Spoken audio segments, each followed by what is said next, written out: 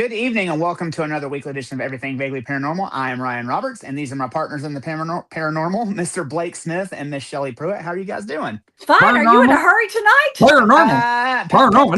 This is my friend. Damn, dude, take a breath, man. Yeah, it's okay.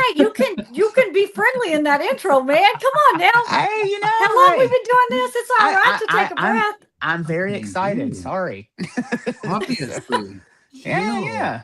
Be zen, one with the universe, my friend. Hey, man. You know, I'm gonna be one when the universe flips over to the year of the horse. I'm tired of being zen with the year of the snake. I'm over the year of the snake. I'm done shedding. I'm done, especially for you. I'm not done shedding, child. I'm gonna get all that crap off me by the time this is all over with. Well, for all you empathic people out there, hang in there. You've got 7 more days. It's been rough for us. Okay. That's it. It's been rough. God, I'm whatever. Anyways, other than that, I'm doing fantastic. Can I real quick, and I'm going to put this out there publicly, and I know I did it on Patreon.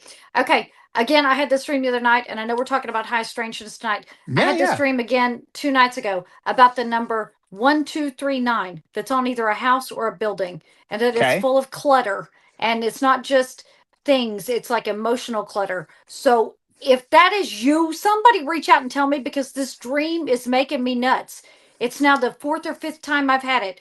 It's on a house or a building, 1239. It's the black swoopy numbers, which makes me think it's on a house. And the house is white and it looks like it's above a garage door. I have no idea, but this number will not get out of my head. So there we go. High strangeness starting right off. I need to know what this number means. There you go. Now, are you seeing it other places other than your dreams? No. It's just like the 3rd or 4th time it's popped up in my dream, and I'm almost certain it's a house, and it's got a wooden porch with I think 4 steps that looks down towards the garage. That's all I get from it, and it's making me nuts. So high strangeness right there. If that's you, let me know. I need to know who this is for. Anyway, shoot.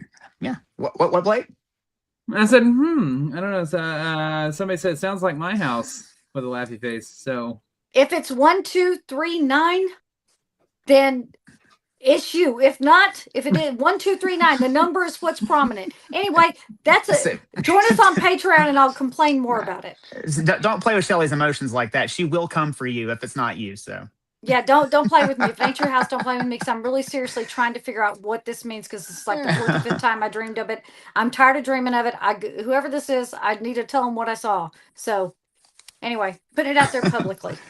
All right. Well, speaking of high strangeness, tonight we're kind of delve into a little bit of the world of high strangeness. Now, we talk about a lot of stories on this podcast and in the paranormal world that are strange, but a lot of them kind of get more of the coverage than other things. Everybody knows about Mothman. Everybody knows about Bigfoot. Everybody knows about the Betty and Barney Hill abductions and stuff like that. There are some stories that don't quite get the coverage that these others do, and I think they're just as valid, and I think they need to be talked about. So I picked a couple that I went through because I have a freaking library in my closet. And I went through and picked out a couple from some of the books that I had that I thought were pretty freaking interesting and wanted to talk to you guys about tonight. So, you guys ready to rock and roll? The Absolutely. High strange man is covering high strangeness tonight. Well, I am strange, but I'm not high right now, so. But that was horrible, dude. That was horrible. That was not a joke that landed. Anyways, go ahead. No, it did land, just like a UFO go ahead in your with your backyard. fabulous story. So anyway, the first story is about something that we've kind of discussed before. You know, we've talked about the Men in Black, but there are some stories that don't really get the coverage, like I said. So this one is a little bit weirder. So Rex Heflin was a former police officer in Orange County highway inspector in the state of California. And he was out and about one morning making his rounds in August of 1965 when he came across a railroad crossing sign that was obscured by several tree limbs, making it impossible to see. And ever the dutiful civil servant, Rex decided to radio into headquarters over in Santa Ana and let them know that there was an issue. But when he tried, he noticed his radio was dead, which was odd to him because it had been working earlier. There was no reason it should be dead. And as he was trying to figure out his radio situation, he looked out of his windshield and saw a very curious sight. About 150 feet above his vehicle, a hat-shaped craft with a flat bottom flew into view and was hovering over the road. As it hovered, it made a wobbling motion, and Rex saw a rotating beam of light come out of the bottom of the craft. He could not believe what he was seeing, but luckily he had a Polaroid camera in his vehicle. So he grabbed it and snapped 3 quick shots of the craft right before it disappeared and left a ring of smoke behind. Rex was flabbergasted, but was able to get several pictures of the smoke ring before it disappeared as well. Now, Rex was left scratching his head over what he had just seen. But at the most, he thought he had seen an experimental aircraft that had come from a nearby military base. So he laughed to himself and stashed the photos, never really telling anyone that he had them unless he had friends over to the house, and he would occasionally break them out to show them, his UFO pictures and have a good laugh. But one of his friends wasn't laughing about it. He thought it was very, very serious and very interesting, and he asked for the photos to put up in his shop. Rex obliged and let him take the photos and put them on display, which eventually drew the attention of the local newspaper, who wanted to run the pictures in their publication. So they got Rex's information and asked them if they could run the pictures. But Rex didn't really want the attention, and he didn't want his photos in the paper. And he really didn't want his name out there associated with UFOs. Because he's a police officer, right? Yes. Well, Okay. he's a retired police officer and he's a highway inspector. He's working for the state at this point. He does not want his name associated with that, Right. period. But after multiple attempts, Rex finally relented and his photos made the paper. Suddenly, ufologists and the government became very interested in what Rex had captured on camera. So the Marine base nearby contacted Rex and asked if he could loan his photos to the staff at the base. Now, Rex agreed and let them borrow the photos so they could take a look. And surprisingly, the Marines actually gave him back his photos a few weeks later. Because how many times have you heard, hey, let us take a look at this, and all of a sudden they just disappear? You never see them again. Yeah. Right. So, but that's when things began to get even weirder.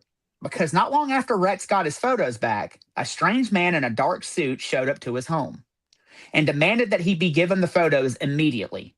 Because he was from the North American Defense Command, and Rex thought that sounded official enough and thought that he may be in over his head with these pictures, so he handed them over to the strange official. And the man took the photos and left quickly.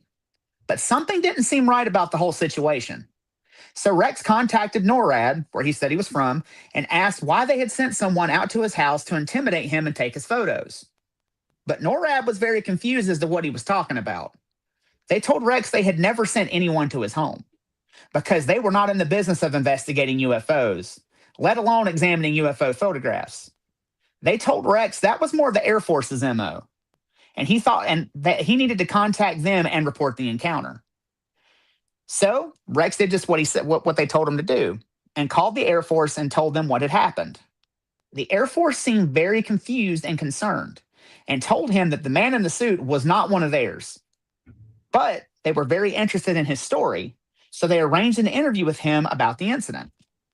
And after several rounds of intense questioning, decided they wanted to include Rex's case in Project Blue Book and investigate the case to their fullest capabilities. But to no one's surprise, the Air Force, through the Blue Book program, concluded that Rex's sighting, photos, and encounter with an MIB were all just one big hoax perpetrated by Rex. Rex was obviously not pleased with the result. He never wanted to be involved with UFOs in the first place. And now he was being called a liar when he knew he wasn't. He knew what he saw. He wholeheartedly protested ever being involved in a hoax and loudly proclaimed his innocence to anyone that would listen. And he had to live with the unfair label for about 2 years.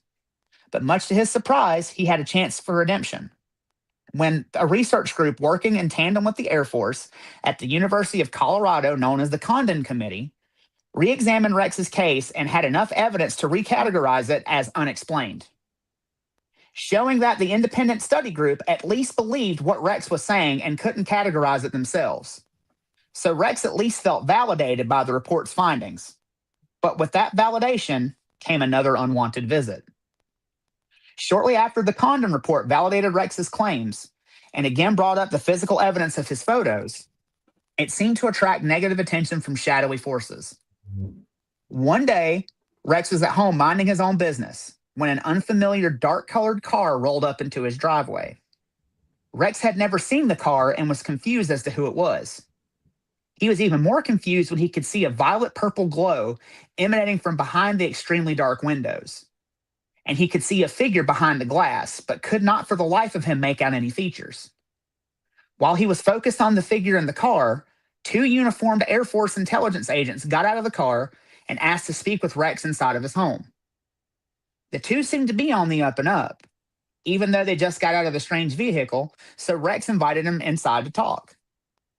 Now, once the trio got inside, things got very weird. Rex had left a radio on in his living room. And as the 2 already, sorry, yeah, right. You got they get purple, weirder. They get stranger. Purple glow coming from your car, and right? Okay, in broad daylight, from a black car in broad daylight you've never seen before, and 2 officials get out of it. What the hell's that about? Okay, all right. Left the radio on. Sorry, go ahead. Right. No. So once the trio gets inside, Rex had left a radio on in his living room, and as the 2 intelligence officers approached, it began making strange popping noises that lasted the entire visit, which made Rex rather uneasy. And to make things even more strange, they began to ask him weird questions about odd things, and their questioning seemed to be a bit off the wall. They asked him about what he thought about ships going missing way out in the Bermuda Triangle, and seemed to have a threatening and ominous demeanor. That's random. Right. Yeah. Okay. The entire time they were talking with him, they just seemed to be intimidating Rex. Now, Rex had learned his lesson dealing with the official seeming individuals before, the ones that stole his photos.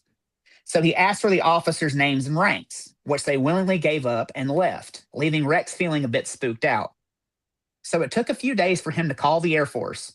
But when he did, he asked why they sent someone out to his home to ask such strange questions and try to scare him. The Air Force denied ever doing such a thing and claimed they had no record of sending anyone out.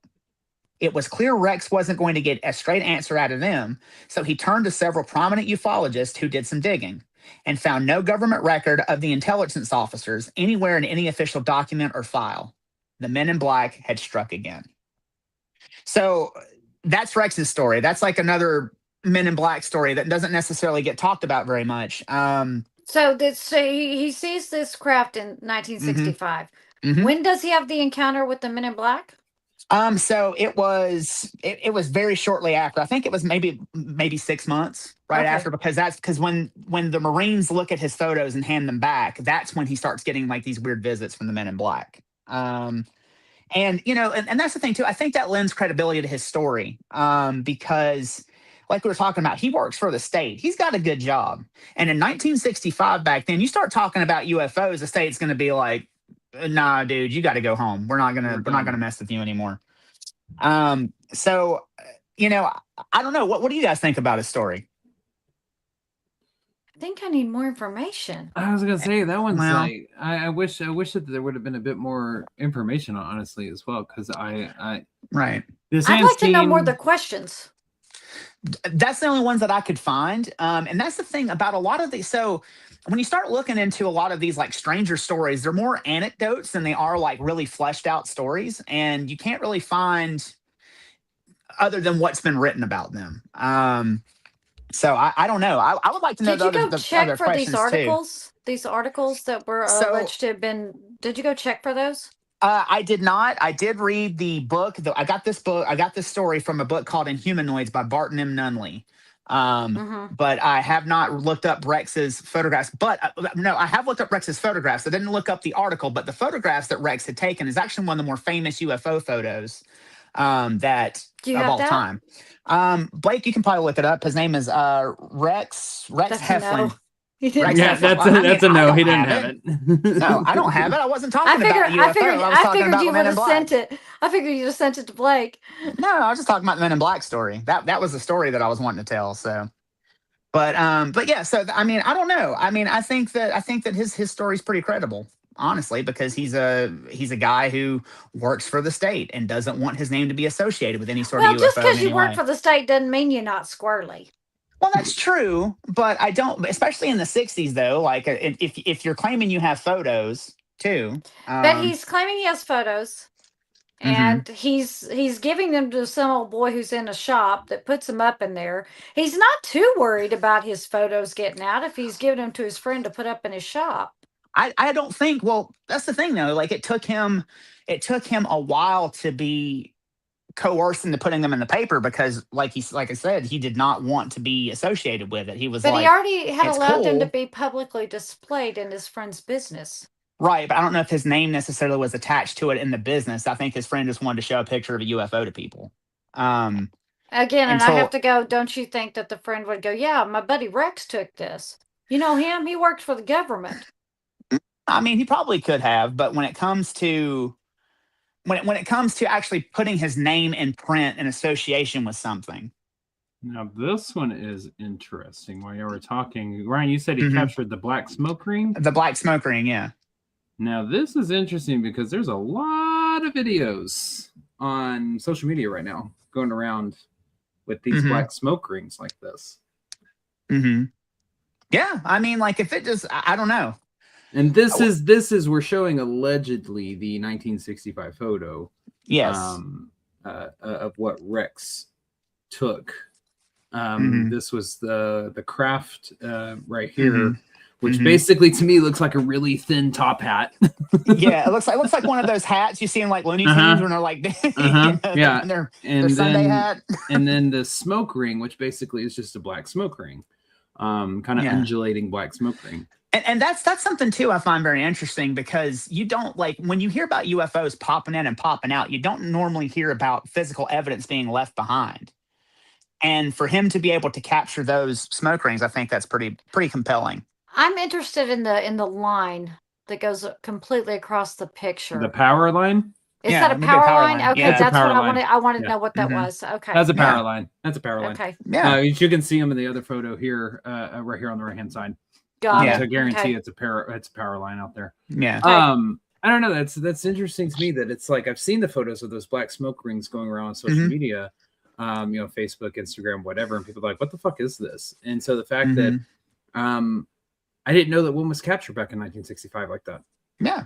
Because it's a lesser known case, I guess you could say. It is. And I haven't seen these smoke rings. Where what have you seen them on? Like you said, just on like TikTok just videos go freaking and stuff. look. Just like, go like there TikTok, was Facebook, Instagram, like they're all over the place. Like some people will be like, we don't understand what this is, and they'll take a video of a black smoke ring that's just kind of, I mean, you can see it's a ring, but it's undulating. It's the shape that this one is. Kind of, it's not a smooth circle. It's got some curves to it, and everything like that. It's not completely round, but people are videoing these things now. You know, there was one that was captured not too far from my house.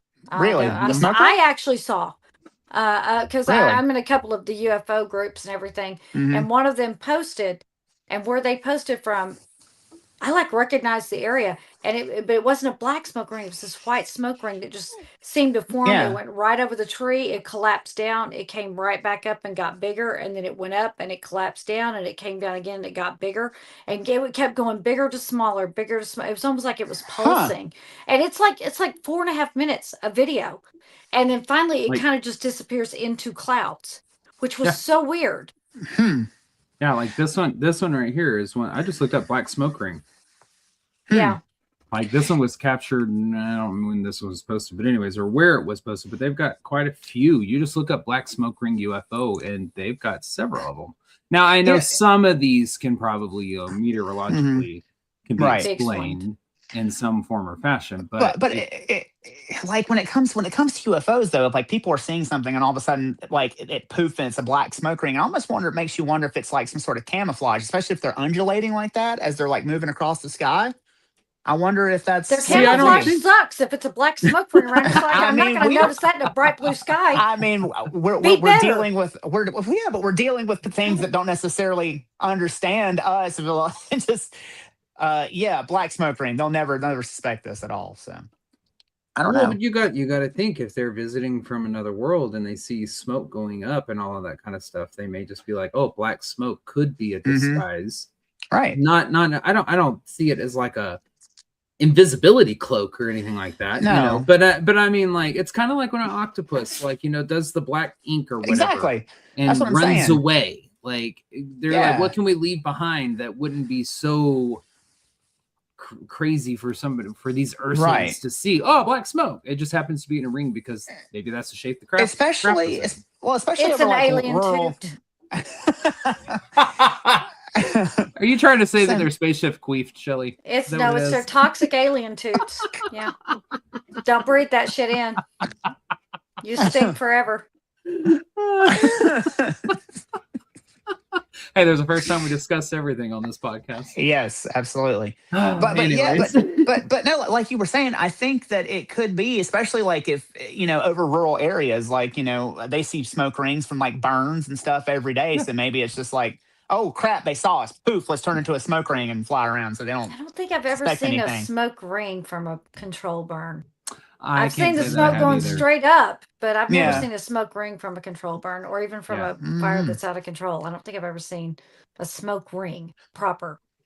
Right. So, I don't know. I don't think I have either, but I used to have an uncle that could do it. Send smoke signals. Blow smoke rings. Well. Damn. I don't know. R.I.P. Uncle Willie. Anyway. I kind of like that one just because there's photographic evidence associated with it. We're talking about 1965 when it was a lot harder to fake things and stuff like that. Yeah. So it gets a little bit of credibility from me, but I need more of the story. I need more of the story as well. I'll give it credibility, but I need more of the story. Yeah, the credibility with me is like you guys were saying. Like there is photographic evidence. He was a state worker that was a retired police officer, and his name when he starts getting these visitations, his name is appearing in 2 official reports saying that he has this physical evidence. So he attracted the attention of someone, I think, and so I think that to me that gives it more credibility. But yeah.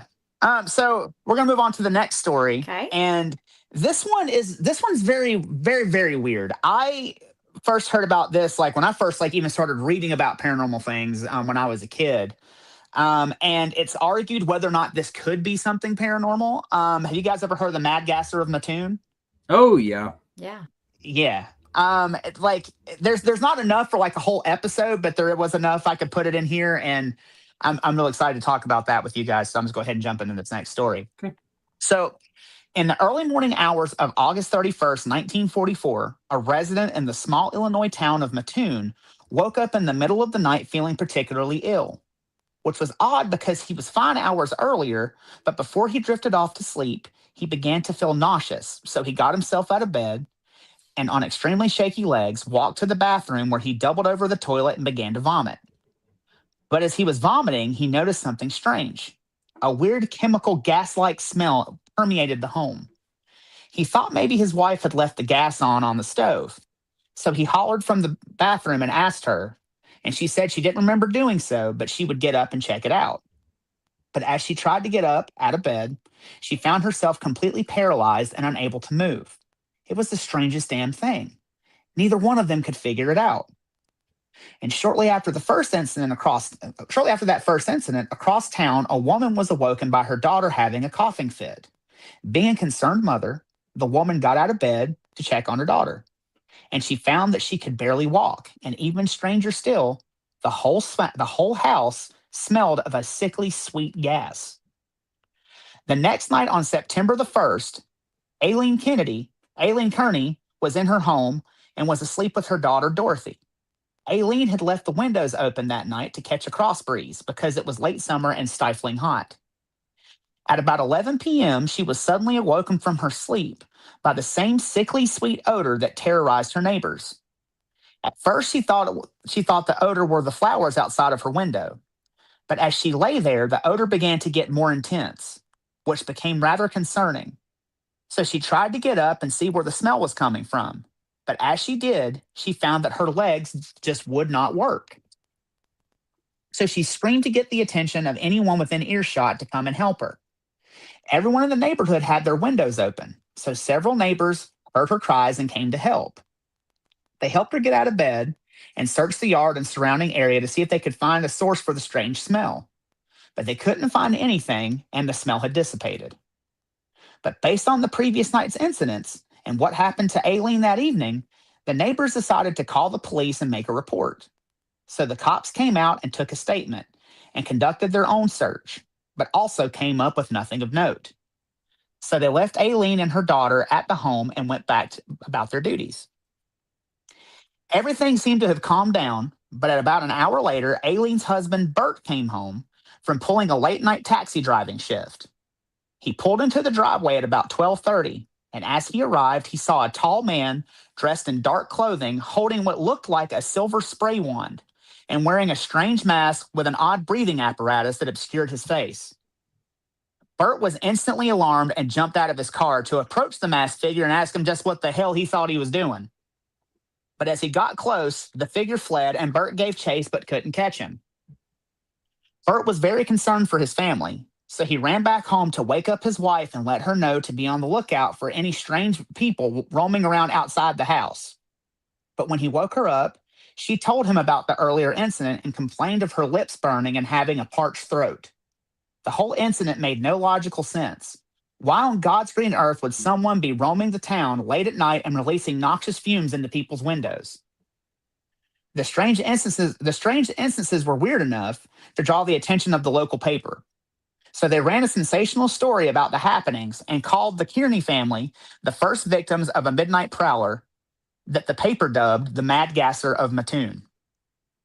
Although there had only been a few reported instances, calling the Kearney family the first implied that the odd instances weren't over, and that prediction came true a few nights later on the evening of September the 5th, when a woman named Beulah Cordes and her husband Earl had gotten home late that evening at about 10:30 and discovered a peculiar wet white cloth on their front porch. Beulah was curious about what the rag was soaked in, so she picked up the cloth and sniffed it. When she inhaled, whatever the rag was soaked in instantly took effect, and Beulah staggered a few steps and screamed, and described a feeling like an electric shock that settled in her knees and caused her paralysis. But that wasn't the only thing it caused. After her paralysis, she suddenly began vomiting. Her paralysis? And her lips, yes. Okay, just checking. Yeah. And her lips and face began to burn and swell, and she began to bleed from her mouth. Her husband was fearful for her health and didn't know what to do. So he called the police and they came out and checked on the situation. As they arrived, Miss Cordes was in the throes of her mystery ailment. But about 2 hours after falling victim to the rag, Beulah made a full recovery, and the police searched the property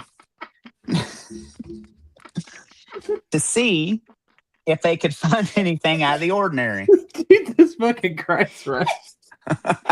Everyone in America's fallen victim to the rag. I guarantee you. When I said it, I knew what you were. Oh no, fuck! I can't.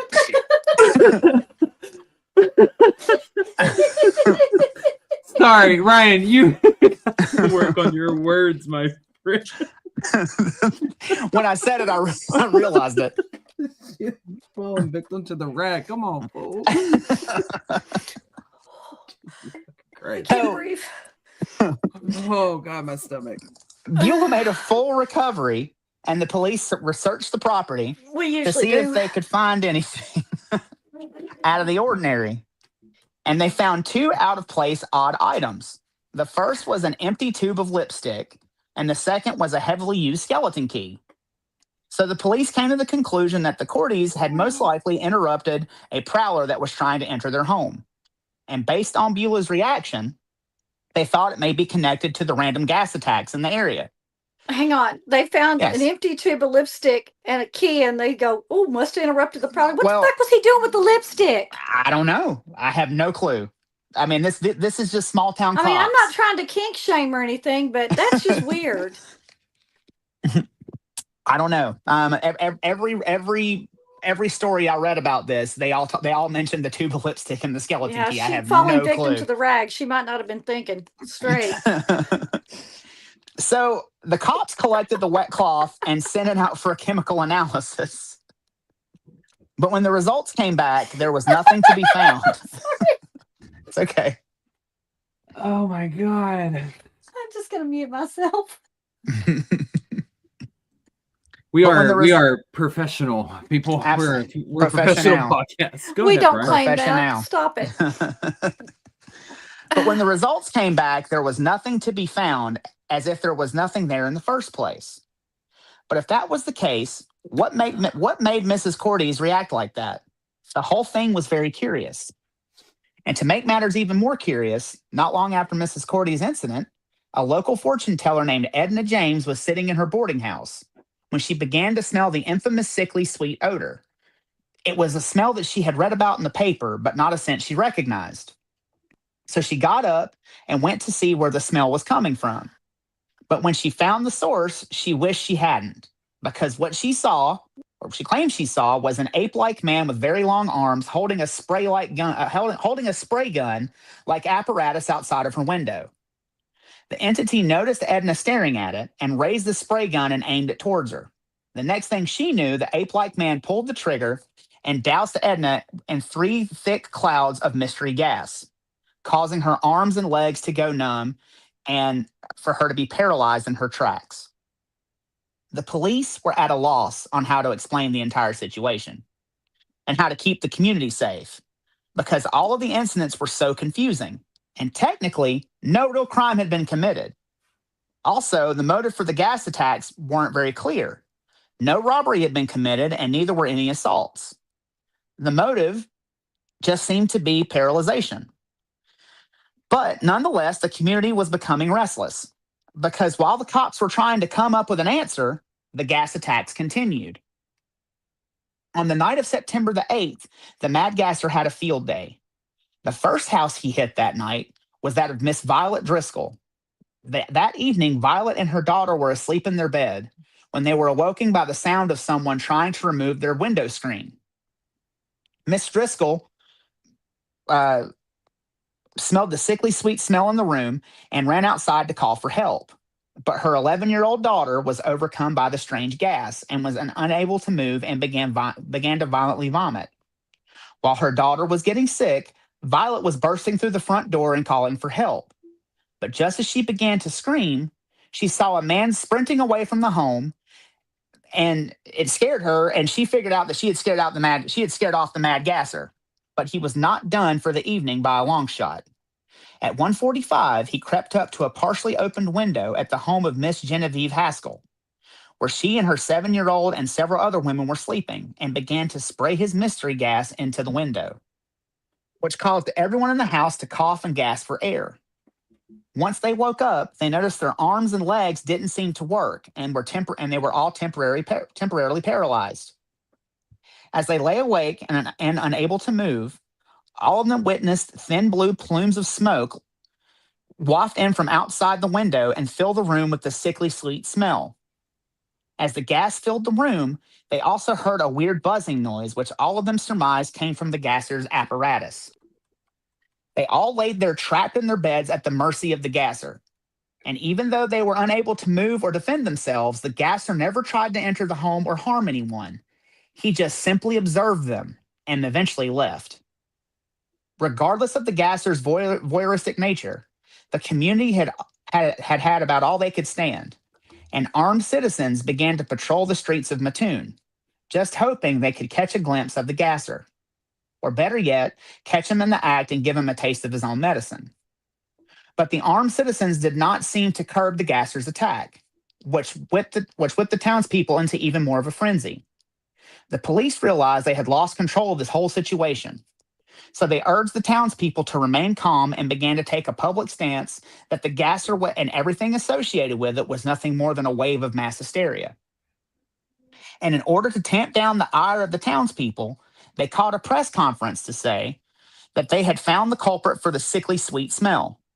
They claimed that people were actually smelling a chemical called tetrachloride wafting in on the wind from a nearby chemical plant.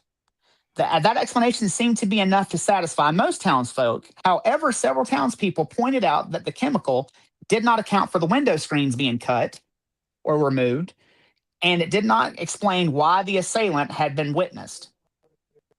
Now, Several victims had seen the assailant, so it didn't explain that. And on top of that, a spokesperson from the chemical plant pointed out that tetrachloride was actually odorless. And if it was in fact tetrachloride, why hadn't people gotten sick before? These were all valid points that seemed to point away from mass hysteria. But nonetheless, shortly after the press conference, the gas attacks began to taper off, with the last documented attack coming on September the 13th. That night, a woman dressed in men's clothing was seen spraying gas into the window of Miss Bertha Bench's house. The next morning, Bertha was told about the strange intruder in her yard and went to investigate where she was seen. Much to her surprise, she found the imprints of high heels in the ground outside of her window, which added another layer of mystery to the mad gasser.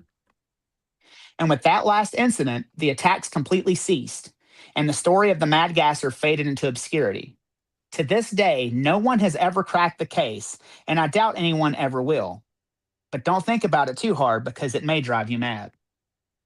So what do y'all think about that one? That one's so fucking weird. I don't understand who or what that could have been. Well, first of all, it isn't mass hysteria because, I mean, yes, there could have been some fallout after the first couple of attacks.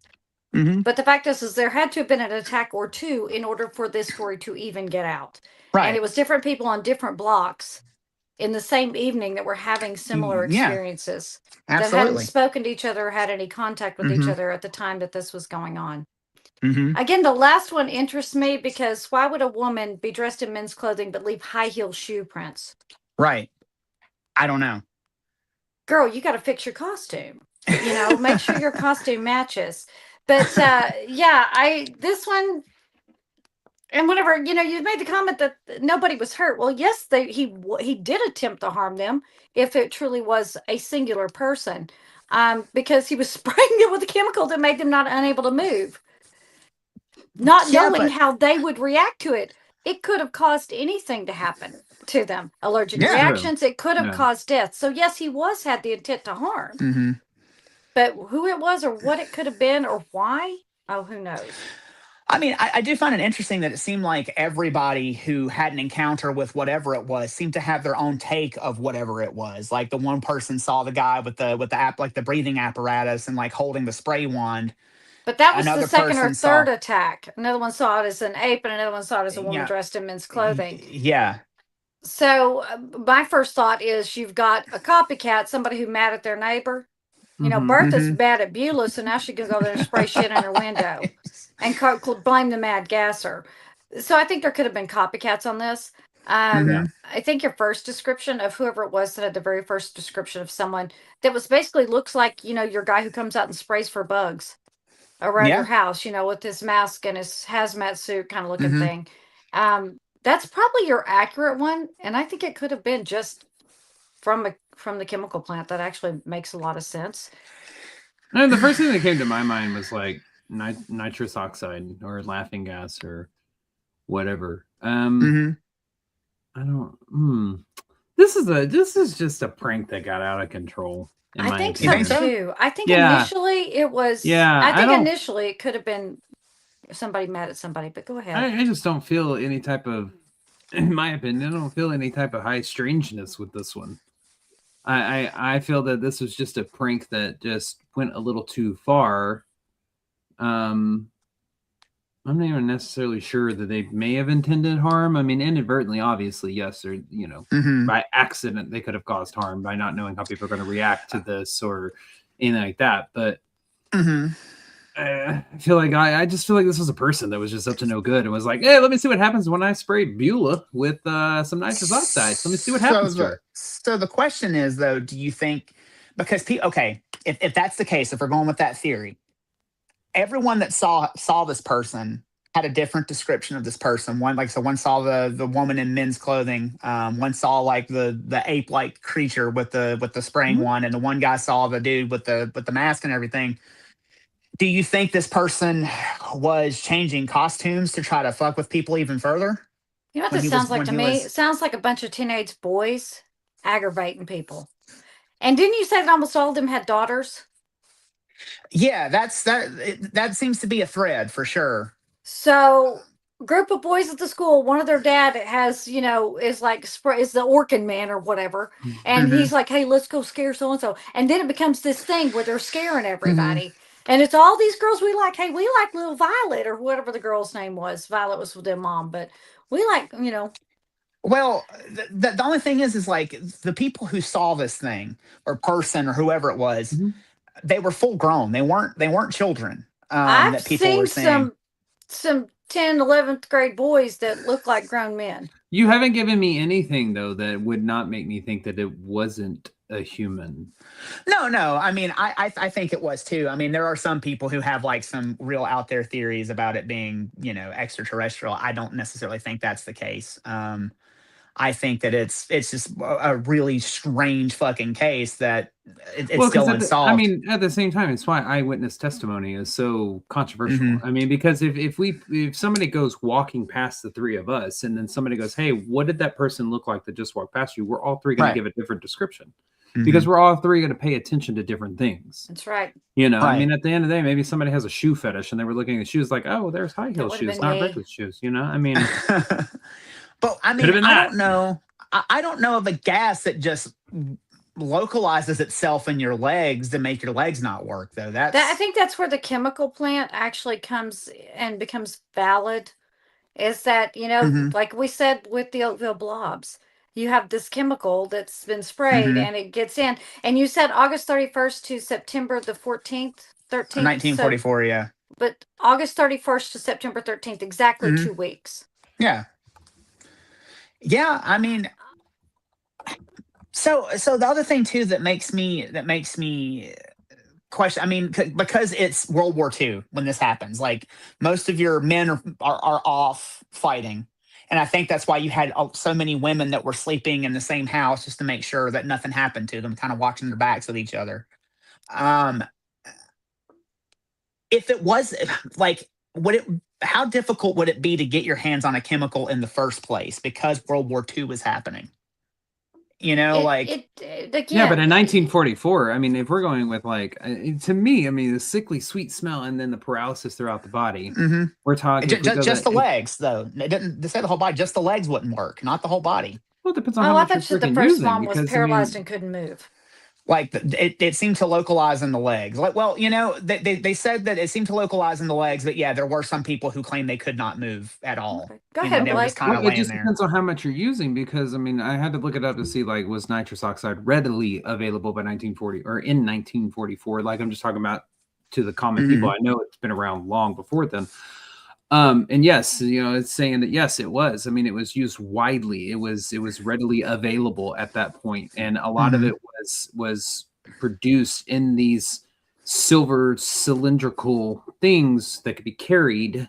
relatively easy. So that's, to me, that's kind of a culprit. It was also used as part anesthetic, for anesthesia purposes before Yeah. really, being solidified in like, well, we all associate nitrous oxide laughing gas with the dentist. I know Right. that's where everybody's brain goes. So before being, solely in that arena, like it was used as part of an anesthesia process. I don't know if it still is. I don't know a lot of medical stuff, but that's to paralyze, so to speak, Hmm. put to sleep a person, a body, or Hmm. something. So it just makes sense to me that this is just a human just walking around going, "Hey, what happens if I spray nitrous oxide all over these Isn't people?"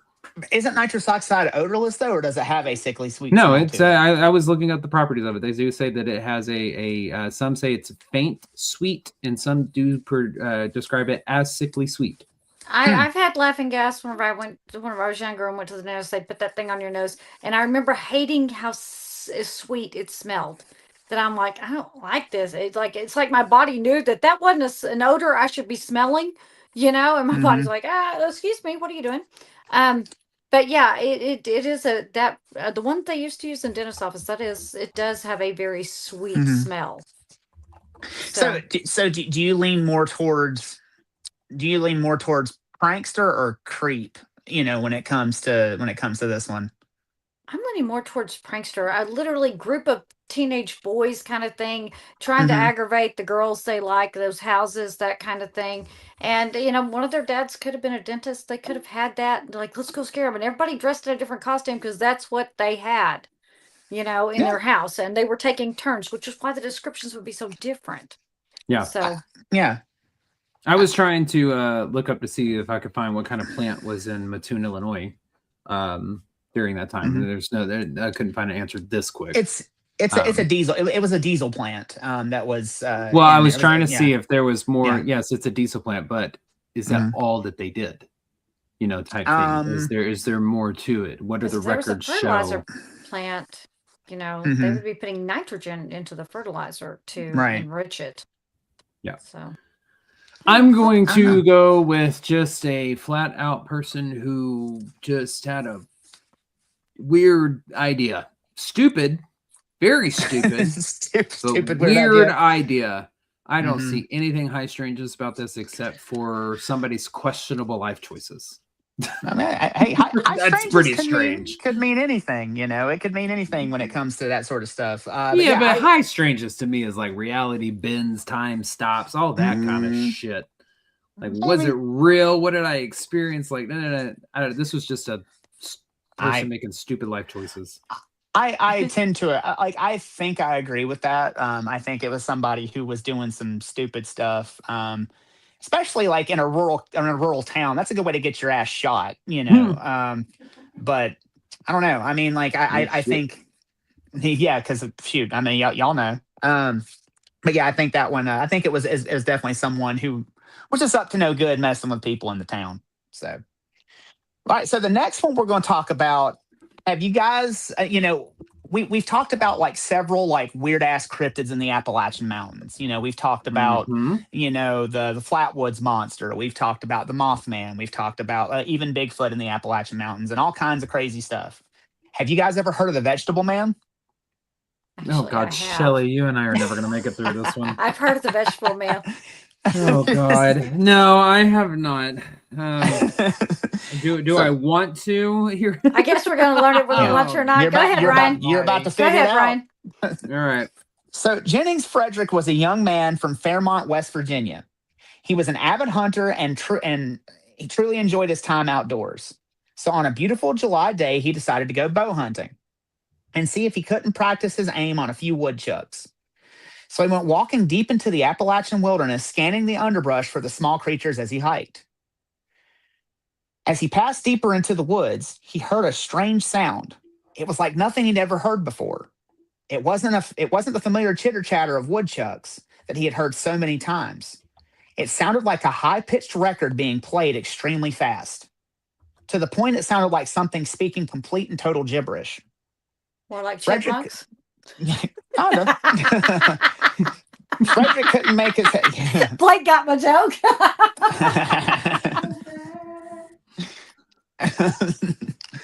Frederick couldn't make heads or tails of it, so he stopped and listened and tried to figure it out.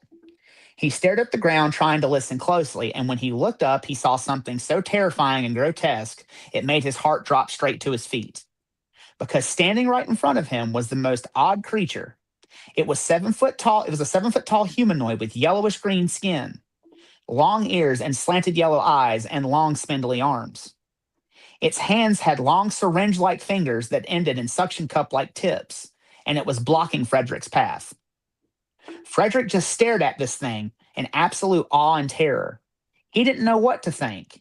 He had been through all these woods his entire life and knew every bit of flora and fauna in the area. But he had damn sure never seen anything like this. Captain Carrot. As he was trying to figure out what he was looking at, the high-pitched gibberish sound began to get louder and louder until he heard the creature speak to him telepathically. Weirdly enough, it spoke to him in English, but the speech pattern and phrasing was off. Frederick heard in his head, quote, "You need not fear me. I wish to communicate. I come as a friend. We know of you all. I come in peace. I wish medical assistance. I need your help." Frederick didn't know what the message meant and was very confused. But while he was trying to figure it out, he felt a sudden pain in his arm.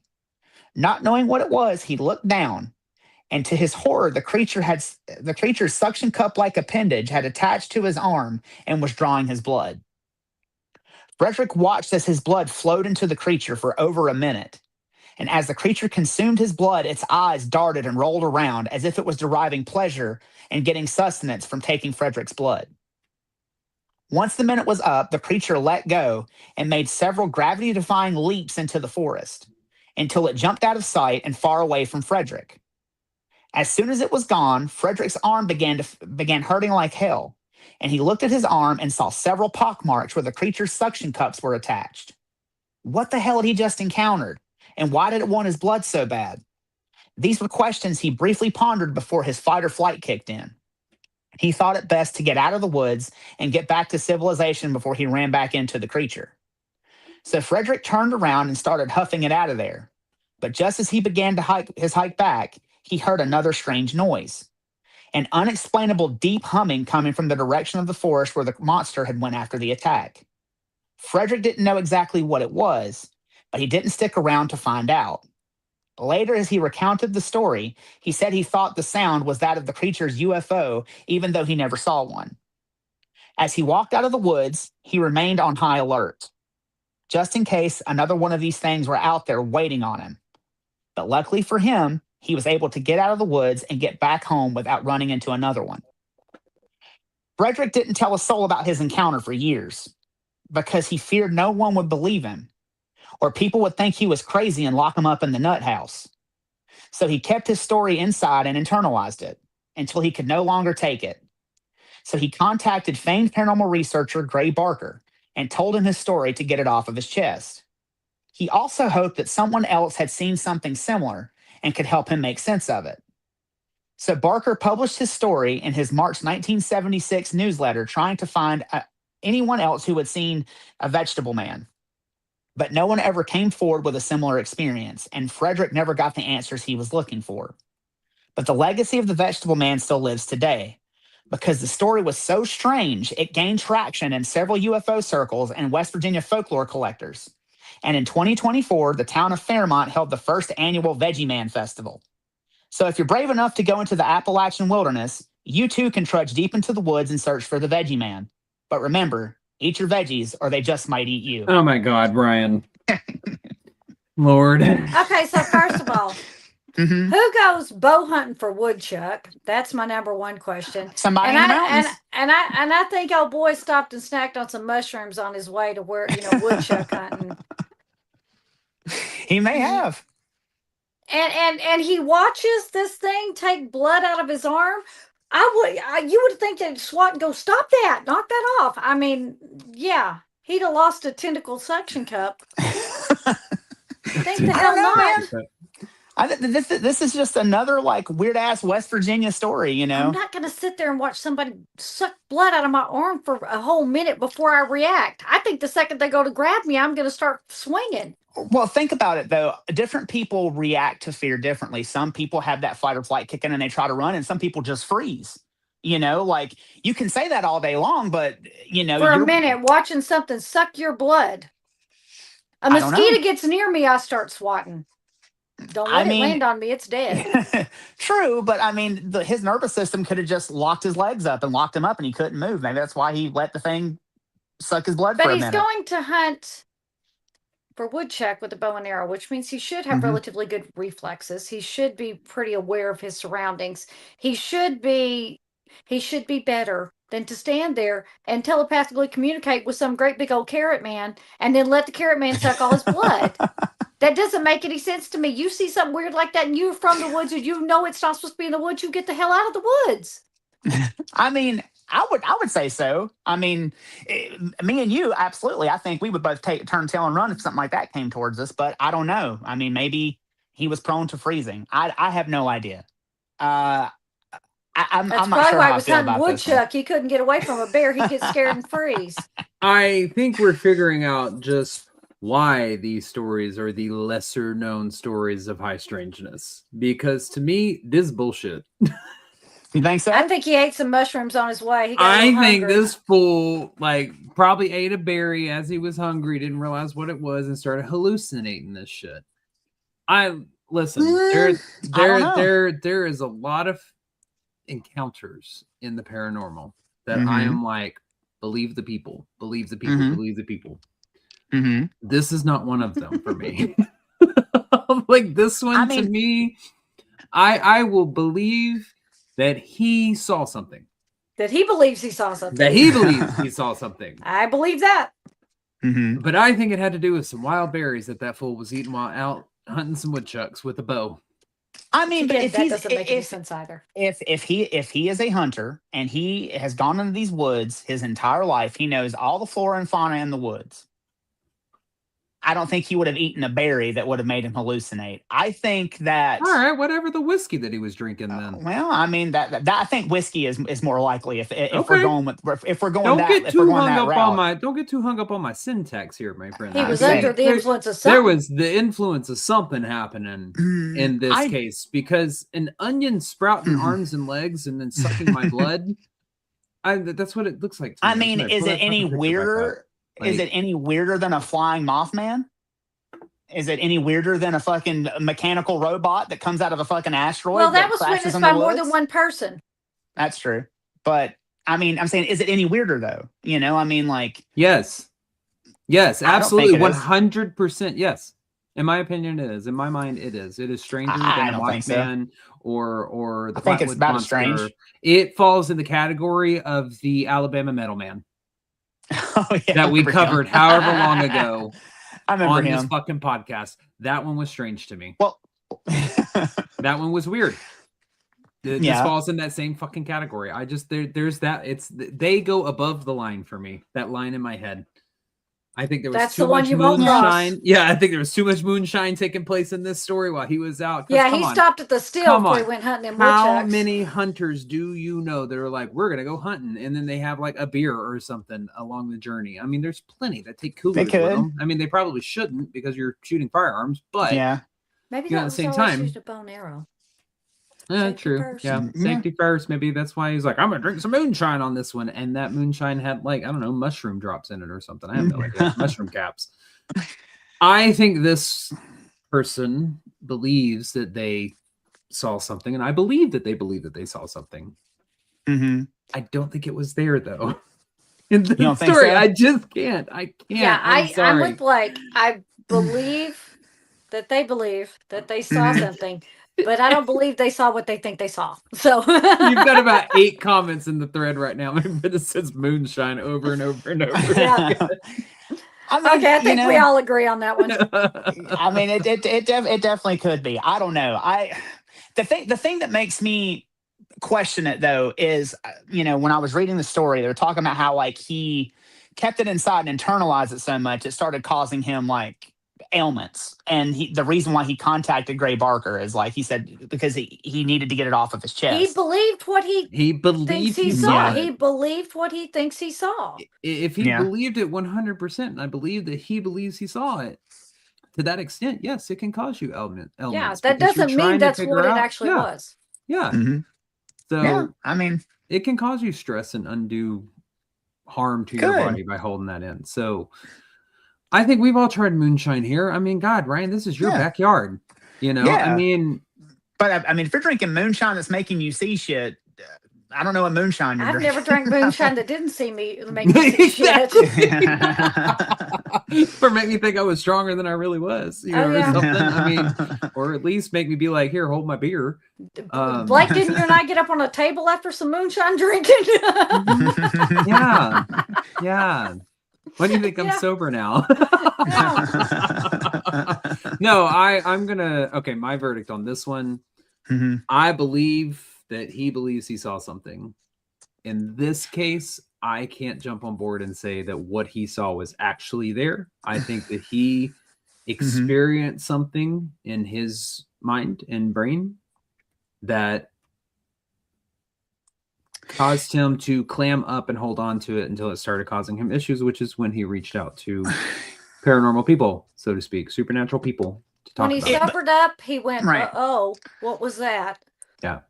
Well, my question for you then is, what do you think it was that he saw that he conflated with whatever this was? A hallucination. I think he imagined it. A hallucination, a straight up hallucination. Okay. There's not many cases in the paranormal. I am one of those people that I believe a lot of people, when they tell me their stories, I believe almost everybody when they tell me their stories. Like, if you have a paranormal story and you tell me about it, I am more than likely going to be on your side. There are very few ones like this and like lizard people that I cannot get on board with. I just can't.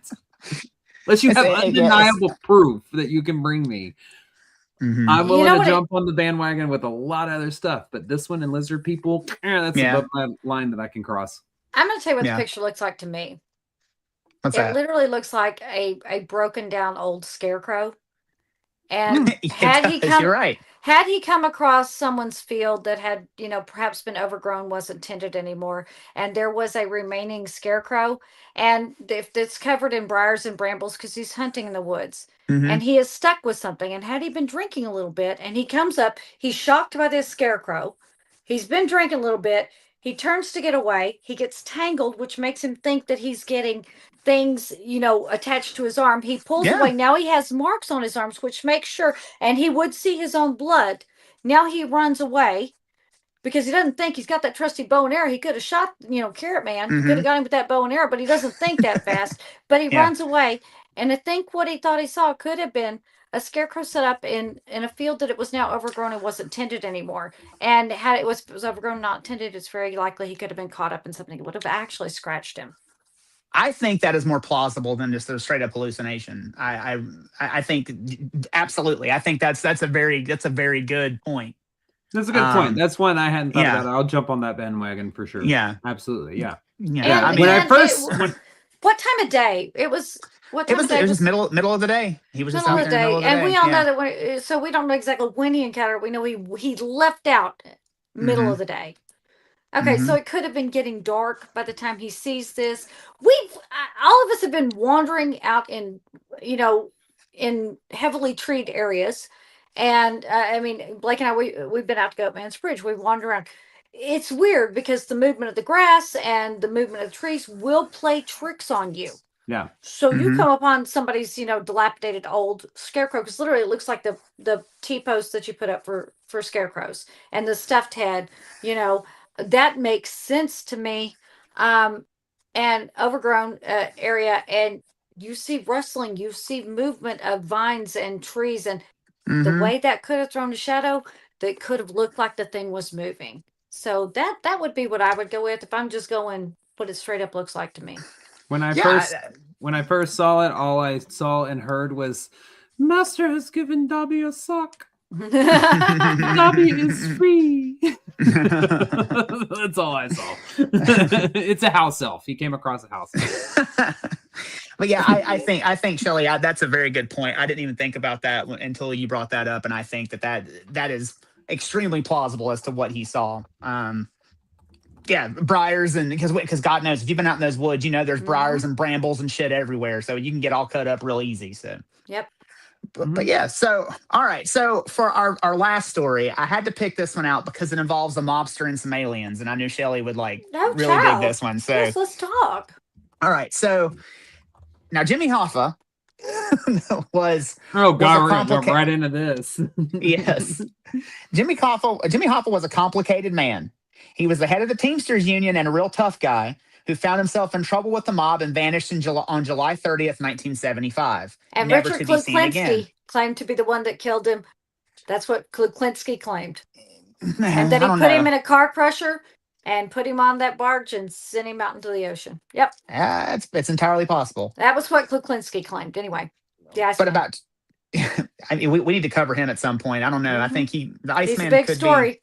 Continue on. He's got a lot of big stories too.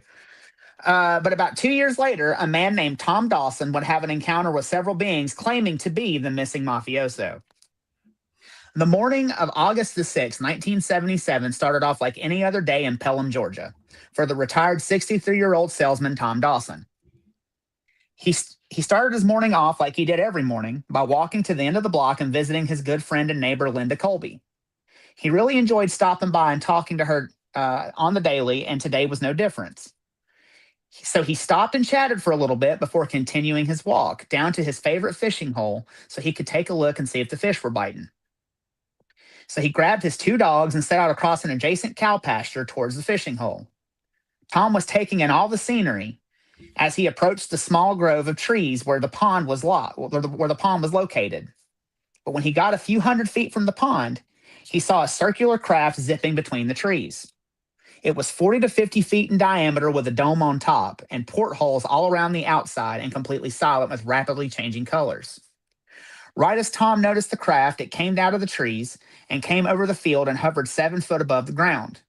As the craft came over the field, Tom was completely paralyzed. He found that he was frozen mid-stride and was unable to move. But not only was he frozen, so were his dogs and the cows around him.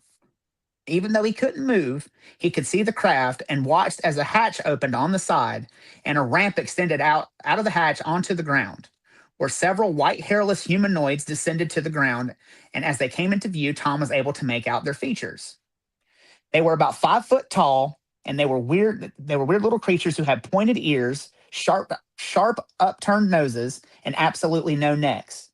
It seemed as if 2 of the creatures were female and 5 of them were male. One of the males and one of the females were completely naked, but the rest of them were wearing skin-tight bodysuits made out of a silk-like material and shoes made of the same material, which turned up at the toes on the very end, almost resembling elf shoes. Just one man and one woman of the creatures were naked. I don't know. How could you tell which was the female and which was the male? I'm sure they have anatomy. That's possibly. That whoever's witnessing this understood. Yeah, I guess. Okay. Shelly needs details. I need details. Okay. And why were 2 of them naked? Did they just run out of spacesuits? Maybe. Costumes with their upturned shoes? That's exactly it. Somebody forgot to make their costumes. That's what it is. Yeah. They're like, get in a spacecraft right now. We gotta go. As the lead creature reached the bottom of the ramp, he cautiously put his foot on the ground, almost as if he was testing whether or not the ground was solid. Once he was sure, he gave the go-ahead to the other creatures, and they all stepped off the ramp. 2 of them took up guard positions on either side of the ramp, while the others approached the frozen Tom and began to give him an examination. They put a skull cap with wires attached to it on top of his head that fed into what Tom described as looking like a hula hoop, and the hoop fed into a box with numerous dials all over it. Tom figured they were measuring something, but could not for the life of him figure out what it was. Then they took down Tom's pants and looked at his penis, trying to determine his sex. Tom wanted to scream to get away from them. Wait. So Tom knew their sex, but they didn't know his? He had his pants on. They pulled his pants off to take a look. So again, how did he know that there were 2 females and the others were male? And what did the 2 naked ones do? Were they the guards, or were the naked ones looking at him? Why are you so obsessed with everybody? Because why would half of them have clothes and just 2 not have no breeches? That doesn't make any sense to me. Why did a fucking spaceship land in a field and fucking beings with elf shoes get off of it? I don't know. I don't know, but how come half of them got shoes and half of them didn't even get nothing? I don't understand. I don't know. He said beans with elf shoes. I mean, I don't get it. I don't get why 2 of them didn't get any. Didn't get any clothing. I have no idea. Seems unfair, and I'm all for alien rights. Ask the Galactic Council. I don't know what the fucking. They didn't have enough money. But Tom knew what their sexes were, but they had to check and see what sex Tom was. Okay, yes, they had to determine what he was. This sounds like a letter to Penthouse. Go ahead. Now, Tom wanted to scream for them to get away from him, but he couldn't muster any sound because even his vocal cords were frozen. So he was at the mercy of these little weirdos as they grabbed the hula hoop-like object and ran it over his body. And as they did, the weirdest thing happened. Tom began hearing a loud voice emanating from the craft saying over and over again, "I am Jimmy Hoffa." The phrase repeated about 4 times as a few of the aliens were focused on him, and the others collected samples of plants and leaves on the ground. Then slowly, one by one, the creatures returned to the craft, and the last 2 males removed the skull cap and headed towards the craft. But before they got on, the 2 began to discuss something in their unknown language and shrill, high-pitched voices. But based on their body language and gestures, Tom surmised they were debating on whether or not to take him with them. But then the main creature crossed his open palm across his chest, which Tom took to mean as him waving goodbye, and then got on the craft. The ramp distended and the hatch closed behind them, and the craft rose up to about 75 feet and vanished. Violated and stark naked, Tom was suddenly able to move. With his heart pounding, he put his pants back on and ran back to his neighbor Linda's house as fast as he could. Linda just so happened to be working in the yard when she looked up and saw a frantic Tom running towards her at full speed and waving his arms. When he got to her, he was out of breath and wheezing. He began to rock back and forth and was wild-eyed. Linda had never seen her friend like this, so she was very worried. She kept asking him what was wrong, and the only thing he would say is spaceship over and over again. So concerned for his well-being, Linda called 911, and an ambulance came to pick him up and take him off over to the Mitchell County Hospital for treatment. The doctor that saw him reported that he was severely shaken physically and mentally from his encounter, and even though Tom was later released from the hospital, he remained in a constant state of high alertness for weeks. Now, when Tom reports this story, wait, is that the end of it? Yeah, I mean, pretty much. That was the end of his encounter. But okay, how the hell does Linda not see the spaceships? She was not paying attention. She was working in her garden. It was at a grove of trees and a cow pasture adjacent, but she wasn't paying attention. Too busy pulling carrots. Okay. I guess, or maybe it was far off enough to where she wasn't able to see it. But everyone that people like, so these ufologists hear Tom's story, right? And so they come to where he's at. He tells his story, and he would always have like a visceral reaction whenever he told this story. And when they start asking around, everyone in the community is like, this guy's pretty trustworthy. Like, this dude's not someone to make up a story like this. And some of these ufologists like spent time with him and were talking to him, and everyone they came across was talking about just how honest Tom was. So I don't know. This story is, like I said, it's one of those weird stories. I think that if Tom, like, if he's examined by a medical doctor, the doctor sees there's something, like, this dude has had like some sort of fucking break, like he's physically and mentally disturbed at this point. I think that lends credence to it, and especially like if you talk to everyone in the village and talk to everyone in the neighborhood, everyone says he's such an honest man. Wait a minute, your thought process is flawed here. You're assuming that what he is saying is a spaceship encounter is the cause of his mental break. He could have had the mental break that morning, and that's why he took off across the pasture with his dogs. No fishing pole, but going to check and see if the fish are biting.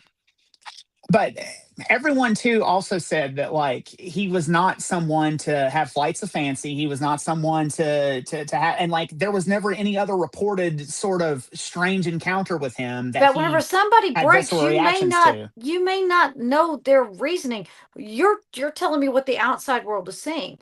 There could have been something else going on with him internally that the world never saw, and he might have had a mental break.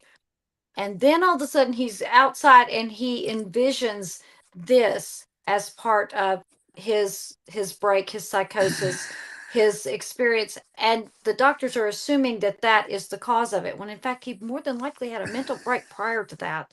And this is just what his mind gave him to understand what was going on with him. But if he had a mental break, he never had any other mental breaks, and he was not prone to hallucination. He was not prone to any sort of, he was not anyone who would embellish anything. He was a trustworthy man that people knew and knew well.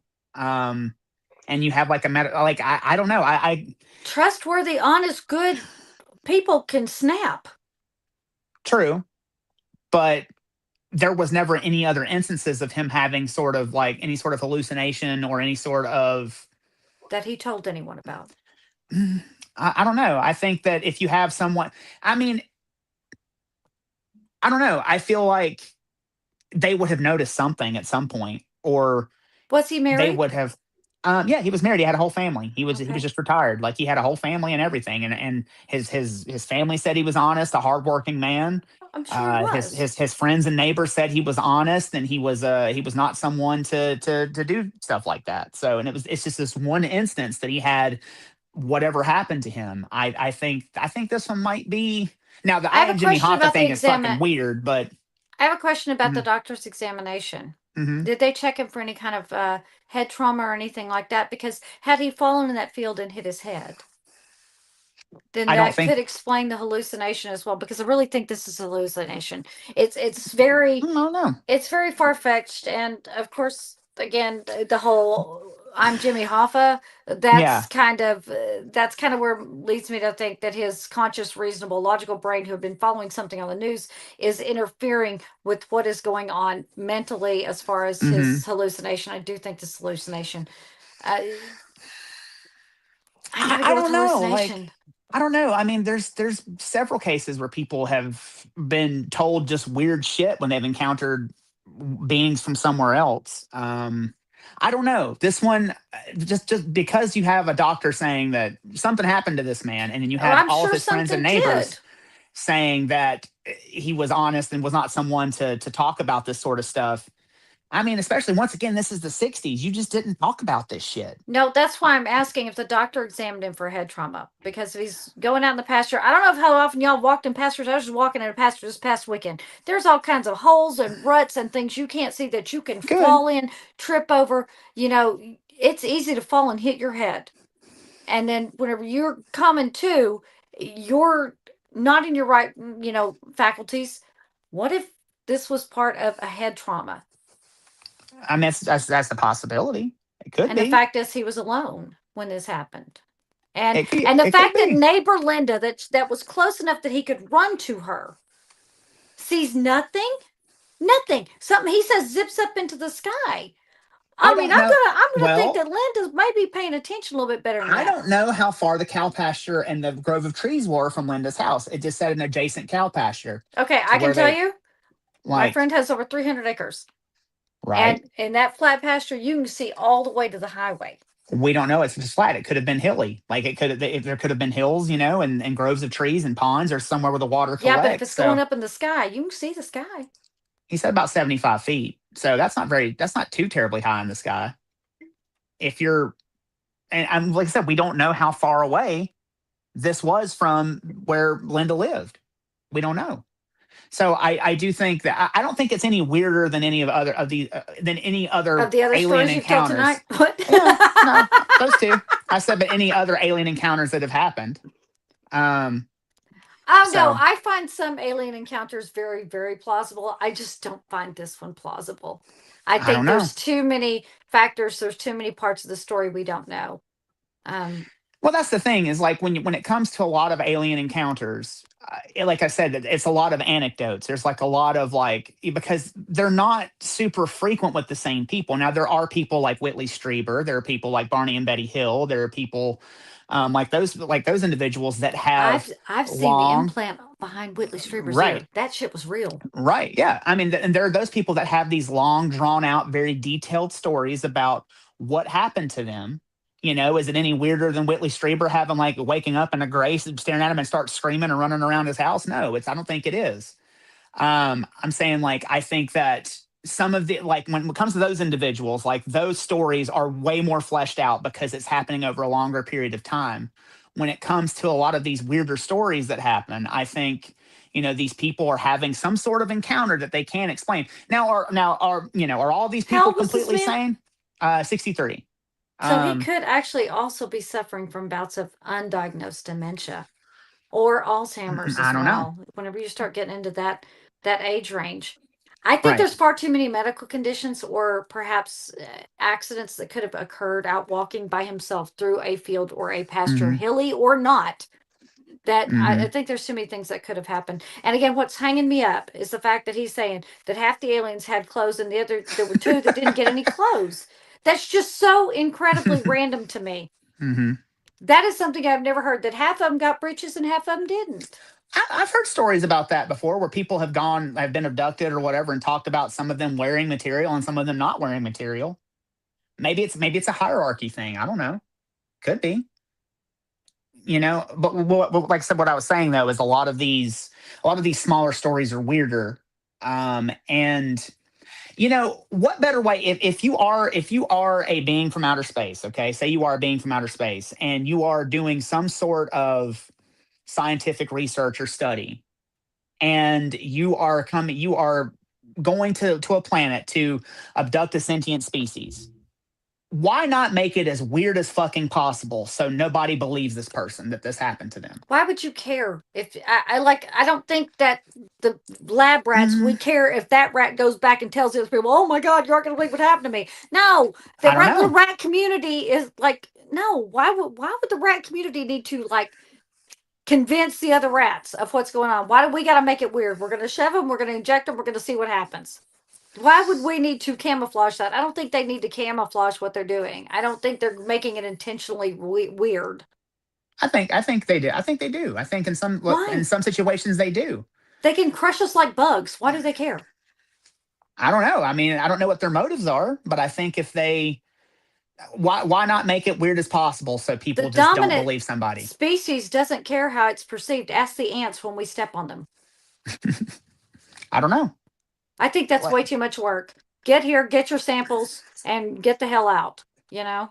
I mean, but I think you're putting too much fanfare and costume and like stage production into these encounters. I don't think so. I mean, like just some of like even some of the, I don't know, like just some of these like encounters I think are, like I said, just making these people look foolish, even though something happened to them. And so I don't know why they care. I don't know exactly why. I don't know why they care, but I think I know it's the costumer for that show sucks because 2 people had to be naked. And why'd they wear elf shoes? That's just stupid. I don't know what the footwear on other planets or other dimensions or wherever, like what it looks like. I have no idea. So maybe quiet. Let's get his opinion. This has been too tantalizing. Okay, there you go. We haven't had a good argument in a while. There you go. You're welcome. Tea over here. That's so deliciously good. Ryan, one little thing in all of that and all of your stories is learn when to stop, man. No, it's just like Shelly was giving, and you were just like, yeah, but no, I'm just kidding. Don't learn this. Don't learn when to stop. I think it's fucking hilarious. Never. I love listening to you two go back and forth. I think it's fucking funny. Oh God, I'm so torn on this one because Shelly, you make really valid points. Really valid points.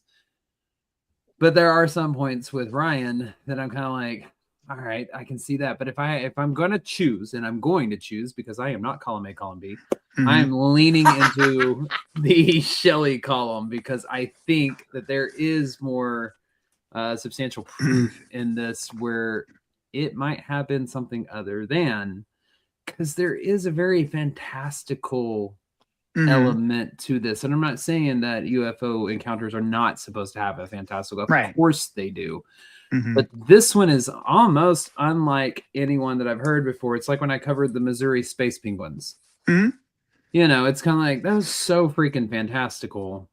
I don't know. It's okay. Well, Blake, for you, we were talking, I can't remember what we were talking about recently. we were talking about the Fae, right? And like we were talking about the Fae and how they present themselves. And they present themselves very strangely as well. I mean, so but do they though? Do they though in the grand scheme of things? I think they do. I mean, like they're nature based most of the time. So they do a lot of things that are based in nature. So it's like it belongs in that domain. They are very forthcoming in that type of environment, the elemental based type stuff. So do they present themselves that way in a weird way? To me, they don't, because that's kind of what they're known for. But if you look at all of these UFO cases that are the big ones, Betty and Barney Hill, Pascagoula River monsters, all of that, they have very, Travis Walton even, they have very definable moments of what it was like to experience the craft, to experience the beings, to experience all of this stuff. And none about those stories to me are super fantastical.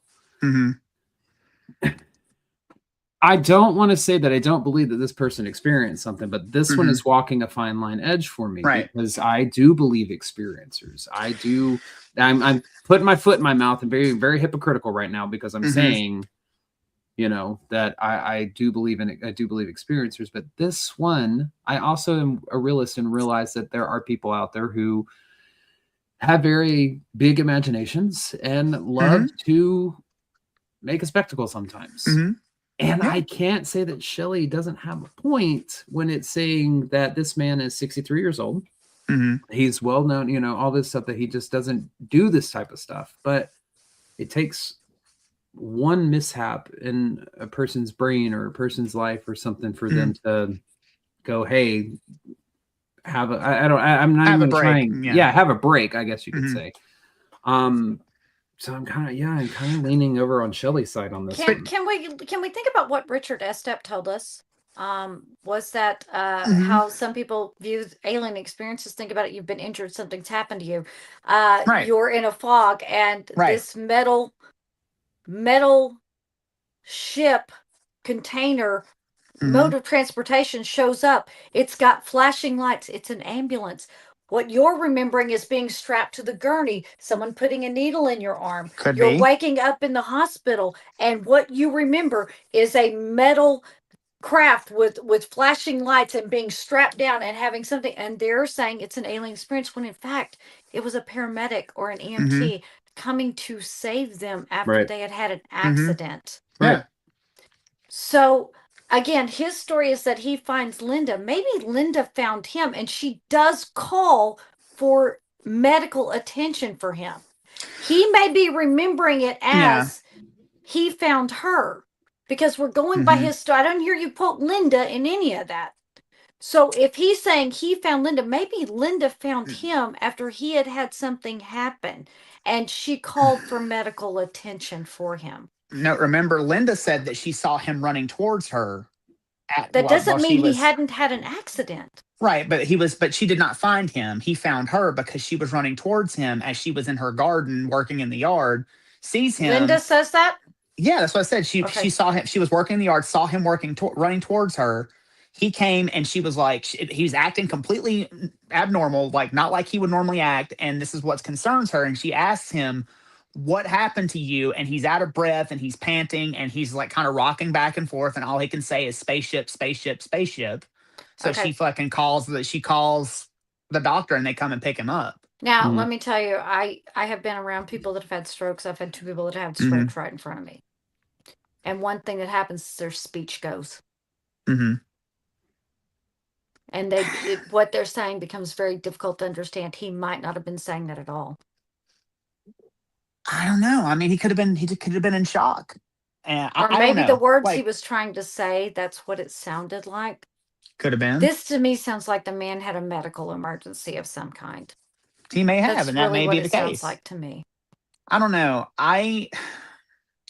For me, I think you make good points. I definitely do. But just because of the type of person he was, and everyone in the community saying the type of person he was, and this being completely out of the ordinary for him.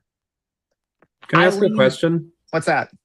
Did you read reports of people in the community and what they said about him? Or is this just from a book that says everybody in the community said he was a good person and this was nothing like him?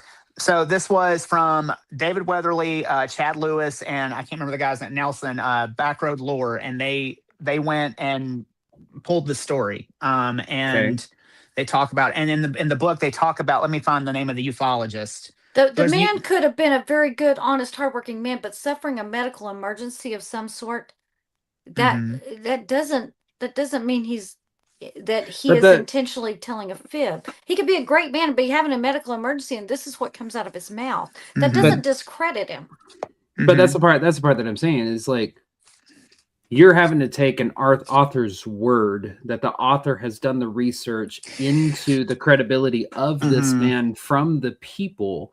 And if the author hasn't, then the author is gathering it secondary through secondhand information, which means that we then have to rely on that person who's giving the secondhand information, or who is responsible for secondhand information coming to the author, to be relied on them to know that they have talked to everybody who knows him and they say that he's a good person. So we can't rely too heavily on that statement, is what I'm saying. Well, what I'm saying too were there any of his medical records that were in there? Did he allow his medical records to be released for the story? Not that I'm aware of, but I do. They do quote their sources in this book, and it is Jim Miles of the Georgia Fortean writer, an ufologist who spent a day with him, and Billy J. Rachels of the UFO Bureau of Georgia recorded the initial details of the case.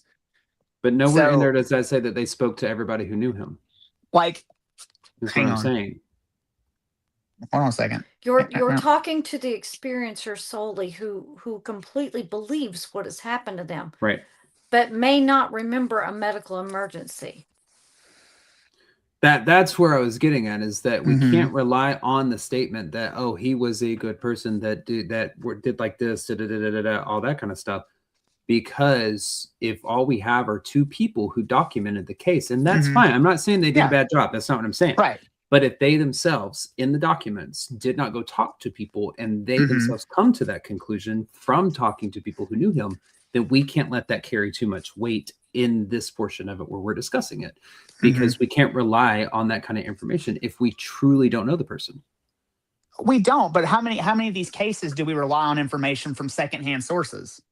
Like, there's... I don't. I listen to what the person says. I try not to. Right. I'm saying, but in this, when you have someone who is writing a book about something like this that happened and researching it, you are relying on secondhand sources when they are writing this book.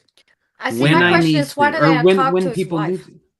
Well, see, but that's the thing. It's like when they need to, because if you go back and you look at the larger cases and stuff like this, there's actual interviews with the people that you can look at, that you can watch, that then there are additional people along the way that have been interviewed as well, that give their testimony that is readily available, that you can kind of read through. May not all of it be readily available, but you can read through and you can gather what this person is or is not like through their testimony.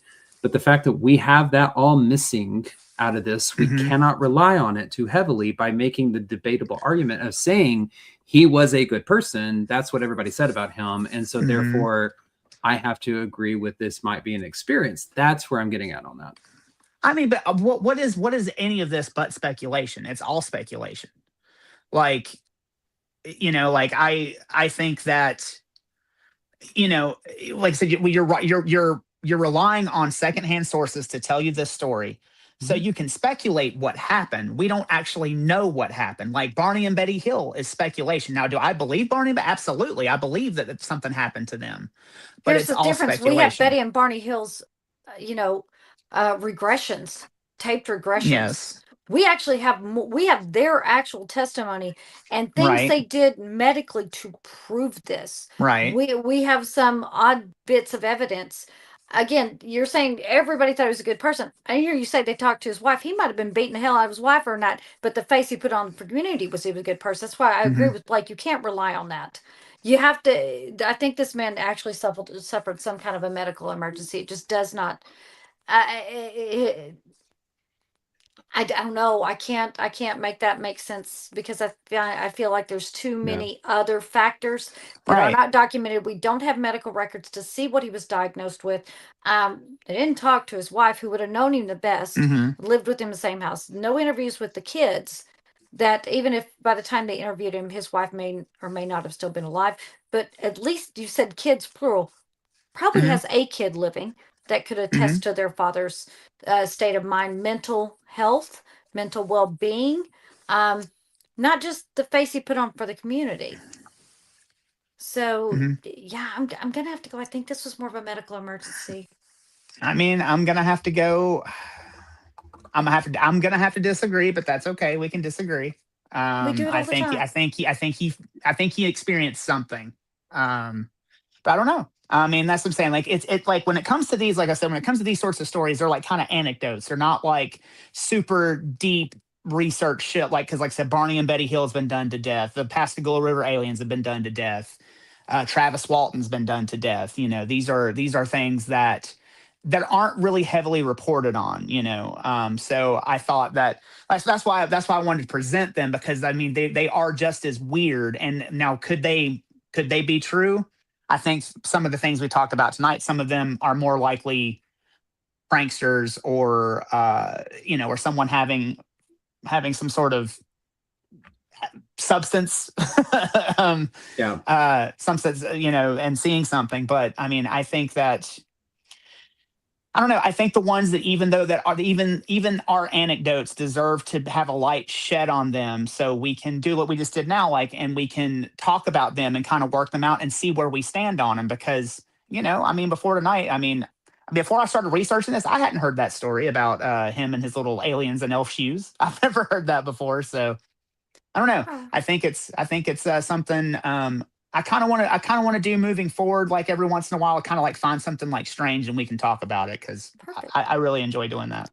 Blake, your final thoughts? I think that we learned tonight why these are the lesser known cases of high strangeness. Is I don't think there is enough in the stories to be able to hold a lot of weight. There are a lot of holes. There are a lot of theories that I can easily come up with for every single one of them that could readily explain them away to make them not paranormal. I am not saying none of these people didn't experience what they experienced. I think in some of the instances in the stories, I believe that the people believe that they experienced what they experienced. But that is the reason why they become these lesser known cases and don't blow up as big, is because, in my opinion, there's not enough evidence to support credibility enough to carry the story forward further into the spotlight. I think that's why your stories like Betty and Barney Hill, Travis Walton, those types of stories do make it further, is because there is more credibility behind it based on an evidential stance alone. I would need more of the story to be able to make these more credible, which is why I think they fall off the radar and just become lesser known cases of the high strangeness. Because to me, I just don't think there wasn't anything in any of them, in my opinion, to warrant high strangeness tonight, because there wasn't enough there for them. That's just my opinion. I would need more of the story. Yeah. And my final thought is that I am a skeptical believer.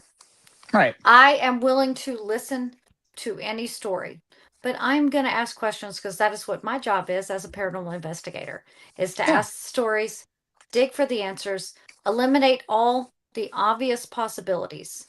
And when all of those are gone, whatever is left is what I've got. And if that is high strangeness, then that is what it is. I don't feel like a lot of these had enough, and this is maybe why they are lesser known, because there is not enough documentation, not enough information to make these appear, or to give these validity to be valid and legitimate claims. So I'm going to say I like the stories. I enjoyed the stories. But as a paranormal investigator, child, I'm asking questions, and I'm going to poke a hole in every theory you've got, if I can. Because until you can eliminate everything that is possible, I don't really think you can call it paranormal, extraterrestrial, or anything like that. Sure. And with that, Blake, why don't you tell them everything that they need to know? All right, sounds good. Well, bear with us. Got a few announcements. If you want to support the show directly, check out our Patreon page. That is patreon.com/EVP podcast. For just $5 a month, you'll unlock over 450 Patreon exclusive videos, including the pre and post broadcasts, which are the 30 minutes before and the 30 minutes after this live broadcast. So you get an additional hour with us each week. Your support from this goes directly back to the show and towards the adventures that we bring you week after week. And if you're not sure about joining Patreon, try it risk-free with our 7-day free trial. Make sure you stay connected with us. Follow us on Facebook, YouTube, and many more by searching Everything Vaguely Paranormal and looking for the green sound wave. And remember, you can catch us live every Tuesday night, 8 p.m. Central Standard Time on Facebook and YouTube. Make sure you subscribe to our Eventbrite page to be notified when more public investigation tickets go on sale, because we're getting ready to post up another one. We currently do have 3 events that are out throughout the entire year. It is all 3 of our 2-night overnight investigations at the Old Park Hotel in Ballinger, Texas. So go subscribe over there, and hopefully we'll see you at an investigation soon. And also, don't forget to check out our merch store for all your merch favorites: t-shirts, coffee mugs, stickers, pillows, hoodies, and so much more. And to make it all easier, we've added all this to our link tree, which will be on the Everything Vaguely Paranormal Facebook and X profiles Wednesday morning at 9 a.m. Central Standard Time, as well as in all of our show notes for you audio listeners. Or you can simply search linktr.ee/Everything Vaguely Paranormal. We're grateful for your continued support. Every like, comment, share, and download keeps the adventures alive. So if you have a favorite episode, share it with your friends. And one of the easiest things you can do to help out our show and its rankings, if you have a Spotify account, audio account, wherever you get them, you're listening to us from, go over there and download our episodes and leave us a 5-star review, please. If you have a story, a comment, or a question, or you would like to be a guest on the show or have us as guests on your show, you can email us at vevppod@gmail.com. That is THEEVPPOD@gmail.com. Go like, share, and subscribe to that YouTube channel. Leave a thumbs up, say hello, let us know you were here. So we want to thank y'all for tuning in to another edition of Everything Vaguely Paranormal. I am Ryan Roberts. These are my partners in the paranormal, Mr. Blake Smith and Miss Shelley Pruitt, and we will see y'all next Tuesday. Bye-bye. Bye, y'all.